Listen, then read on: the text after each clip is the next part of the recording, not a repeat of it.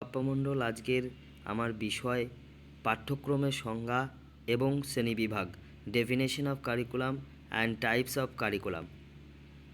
সূচিপত্র: পাঠ্যক্রমের সংজ্ঞা, পাঠ্যক্রমের শ্রেণীবিভাগ, কেন্দ্রীয় বা কোর পাঠ্যক্রম, অব্যক্ত বা লুকায়িত পাঠ্যক্রম, অভিব্যক্ত বা লিখিত পাঠ্যক্রম, বাতিল কারিকুলাম, ব্যবহৃত কারিকুলাম, গ্রহণযোগ্য পাঠ্যক্রম, অন্তর্মুখীন পাঠ্যক্রম, ইলেকট্রিক্যাল পাঠ্যক্রম। পাঠ্যক্রমের সংজ্ঞা: জন কার পাঠ্যক্রমের একটি সর্বব্যাপক সংজ্ঞা প্রদান করেন। তার মতে, পাঠ্যক্রম হলো বিদ্যালয় দ্বারা পরিকল্পিত এবং নির্দেশিত সকল ধরনের শিখন। এই শিখন দলবদ্ধভাবে বা ব্যক্তিগতভাবে বিদ্যালয়ের ভিতরে বা বাইরে পরিচালিত হতে পারে। কার মনে করেন, অবিধিবদ্ধ বা অপ্রত্যাশিত অভিজ্ঞতা রাশি পাঠ্যক্রম প্রণয়নকালে বিবেচনার মাধ্যমে আনতে হবে। পাঠ্যক্রমের শ্রেণী: কেন্দ্রীয় বা কোর পাঠ্যক্রম, অব্যক্ত বা লুকায়িত পাঠ্যক্রম, লিখিত বা অভিব্যক্ত পাঠ্যক্রম, বাতিল কারিকুলাম, ব্যবহৃত পাঠ্যক্রম, গ্রহণযোগ্য পাঠ্যক্রম, অন্তর্মুখীন পাঠ্যক্রম, ইলেকট্রিক্যাল পাঠ্যক্রম। কেন্দ্রীয় বা কোর পাঠ্যক্রম: কেন্দ্রীয় পাঠ্যক্রম হল কতকগুলি নির্বাচিত অভিজ্ঞতার সমন্বয়, যার মাধ্যমে বিদ্যার্থী জ্ঞানের বিস্তৃত ক্ষেত্রটি সম্পর্কে প্রাথমিক ধারণা গঠন করতে পারে। মানুষের সাধারণধর্মী চাহিদা পূরণের জন্য রচিত যে পাঠ্যক্রম বিদ্যার্থীর অনুশীলন করা একান্ত আবশ্যক, তাকেই কেন্দ্রীয় পাঠ্যক্রম বলে।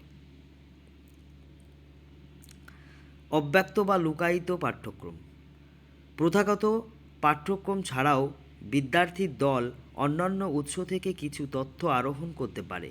এটি লুকায়িত কারিকুলাম বা হিডেন কারিকুলাম। অঘোষিত উৎস থেকে তথ্য আরোহণ করে পাঠ্যক্রমকে অলংকৃত করা হয়, তাই একে লুকায়িত পাঠ্যক্রম বলে। অভিব্যক্ত বা লিখিত পাঠ্যক্রম: যে পাঠ্যসূচি ও তৎসংলগ্ন কর্মপ্রণালী শিক্ষক শিক্ষার্থীর কাছে লিখিত আকারে উপস্থাপিত হয়, তাই অভিব্যক্ত বা লিখিত পাঠ্যক্রম। পাঠ্যক্রম সাধারণত লিখিতই থাকে। বাতিল কারিকুলাম: পাঠ্যক্রম থেকে বাতিল হওয়া অংশ সর্বদাই অর্থহীন হবে এ কথা বলা যায় না, কিন্তু সাধারণ মানুষের কাছে এই বার্তা দেয় যে বাতিল অংশ পাঠ্যক্রমে অন্তর্ভুক্ত হওয়ার মতো উন্নত মানের নয়। অনেক বিদ্যালয়ে ব্যবহৃত পাঠ্যক্রমে পাঠ্য বিষয়গুলি গুরুত্বপূর্ণ স্থান দেওয়া হয়, অথচ হস্তশিল্প, শারীরশিক্ষা এবং নৃত্যগীত ইত্যাদির ক্ষেত্রে চরম অবহেলা দেখা যায়। এই প্রসঙ্গে একথা মনে রাখতে হবে যে অবহেলা সত্ত্বেও বিদ্যার্থীর দল এইসব ক্ষেত্রে থেকে অনেক বিষয় আত্মস্থ করে থাকে, তাই একে বলে বাতিল কারিকুলাম। ব্যবহৃত কারিকুলাম: প্রথাগত পাঠ্যক্রমে প্রয়োগমূলক প্রকাশ হল ব্যবহৃত পাঠ্যক্রম। প্রথাগত পাঠ্যক্রম যখন প্রয়োগ করা হয় তখন সূক্ষ্মভাবে বা কখনো ততটা সূক্ষ্মভাবে না হলেও প্রায়শই পরিমার্জন করা হয়।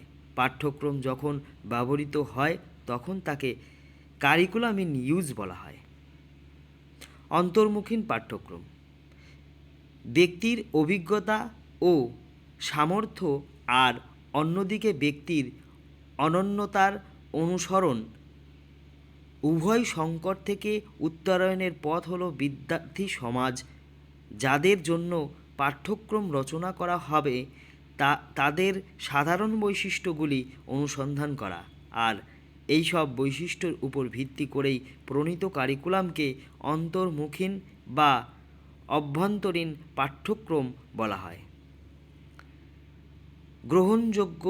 গ্রহণযোগ্যমূলক পাঠ্যক্রম: পাঠ্যক্রমে উপস্থিত অভিজ্ঞতা ও পদ্ধতি বিদ্যার্থী দল সবসময় সম্পূর্ণরূপে আত্মীকরণ করতে পারে না, অর্থাৎ গ্রহণ করতে পারে না।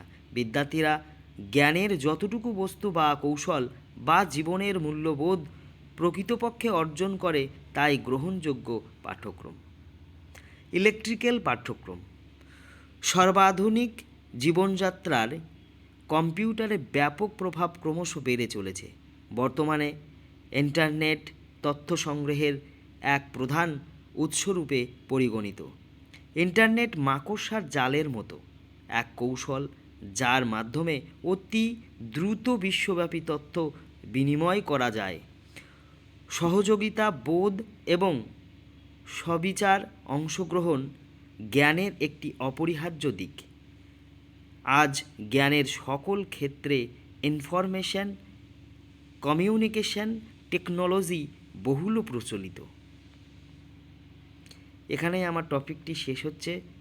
ধন্যবাদ। Thank you.